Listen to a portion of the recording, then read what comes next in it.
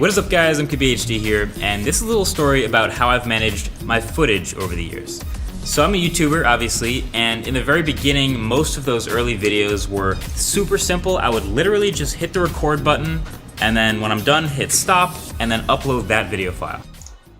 Alright, welcome to my first video. There was no editing, no extra files, none of that. I could just keep the file in a folder on my desktop, a couple of megabytes, upload it to YouTube, and then share it with the world. And then it got a little more intricate. I got a camera, I got editing software, and I started actually stitching together a bunch of different clips, and then I uploaded that final video file to YouTube, and then I just deleted all the raw footage. And all the way up to the beginning of last year, through all the camera upgrades and all the evolution of how I made videos, I've always put everything together, uploaded the final video, then deleted the footage, just keeping the final video file. And that was actually fine because anytime I needed to go back and get some previous footage, I could just grab it from that final video file, and that was fine with me.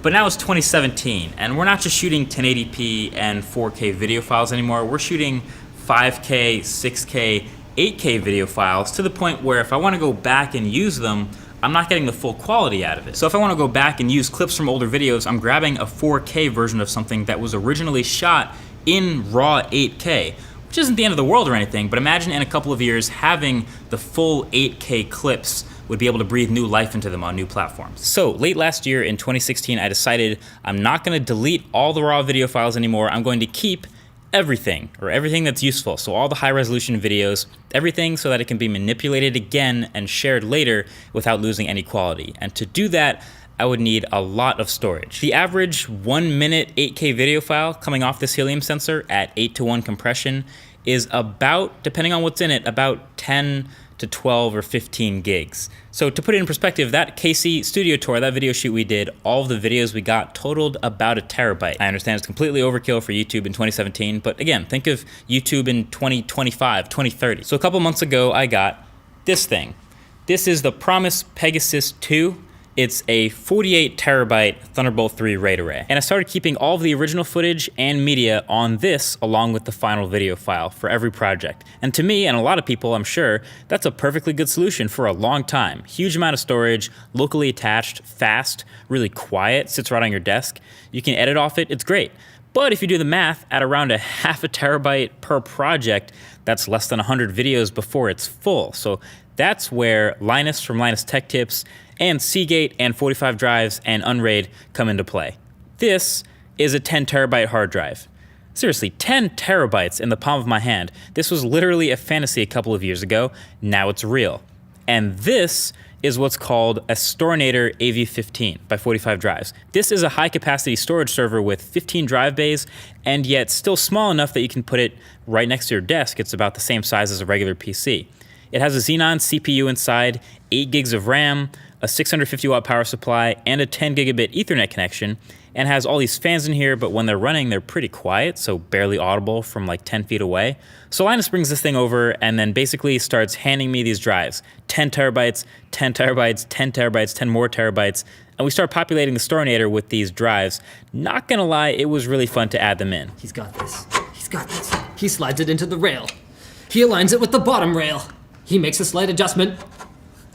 And it's in! So we get to 7 drives of the 15 slots because the rest of them were actually delayed because of shipping, but a couple days later, I get the rest of the drives and install them myself. Bam, 10 terabytes, 10 terabytes, 10 terabytes, and just like that, the 140 terabyte RAID array is up and online. 15 10 terabyte drives, one for redundancy, a super secure backup now for all the raw footage I shoot from here on out. So Linus, what are some of the advantages of the setup we're looking at? Tell me about it. 22 seconds this guy gives me, but I'm gonna do my best. This is a fantastic NAS that I flew out here to deliver for the consumption of the one and only MKBHD, and it's pretty flippin' awesome. It's built by 45 drives in a custom enclosure using server-grade hardware like this Supermicro motherboard that has 10 gigabit network speed, so if he wants to be able to dump footage on here super fast, then that's gonna be a thing. And we've gone ahead and equipped it with 15 Some of them are still in the mail. 15 of Seagate's Ironwolf Pro NAS hard drives. So these are special because they have a 5-year warranty. They're rated at 300 terabytes of yearly data or something stupid like that. And they include data recovery service within the warranty period. So that's really special because we're running them on Unraid, which means that because we're not striping the data, the odds of recovering our data fully in the event of a catastrophic failure where multiple drives die is actually much better. Other benefits of Unraid, though I'm not 100% sure how he's going to use them, are things like being able to run a Plex server. Yeah, I'm getting a no. Okay, being able to run Windows in a virtual machine.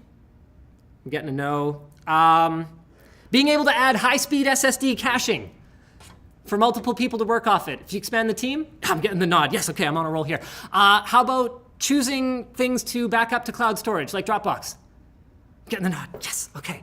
So it can do all that crap. So this is pretty much the only way to have more than 100 terabytes of storage easily accessible in one place, at least right now with current drive densities. Maybe that'll change in a couple years. Maybe we'll have some crazy 50 terabyte SD cards or something like that. But until then, this is what that looks like, and I think it'll be a pretty fresh start for starting to keep everything. Combine that with the pretty fresh looking front plate from 45 drives and the sweet little chassis we have it in, the airy server case. I think that's a pretty solid start as a little piece in the studio too. So that's pretty much it. Thank you for watching. I hope you enjoyed. Maybe you learned something. There'll be links in the description below if you have any questions about any of this stuff. But I'll hang out in the comments section too and answer any questions you might have. Thank you for watching.